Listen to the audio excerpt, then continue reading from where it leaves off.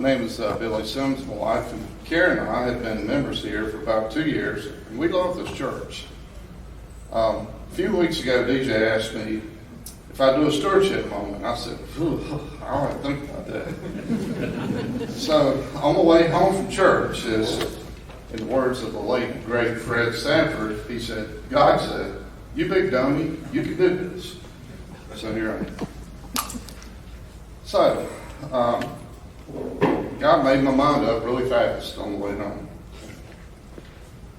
My stewardship moment is about learning to tithe. So, I've been in Belmont all my life. I grew up in North Belmont on the Mill Village. I was poor, but I didn't really know it. I had all the things I needed, such as food, clothing, shelter. My mom and dad worked in the mill, believe it or not, making about 60 cents an hour, as in the 50s. But when it came time for pledge, and we always went to the Goshen Presbyterian Church, where I grew up, and my dad always tithed, and when it came down to tithing time, do you remember those little box envelopes you get, and you could fold your money up, put it in there? So my dad had the envelopes. So every Sunday at church, my dad would always give me the envelope to place in the offering plate. And I thought that was a big deal. Of course, it really was a big deal. So I learned the gift of giving at an early age. So living on the Mill Village,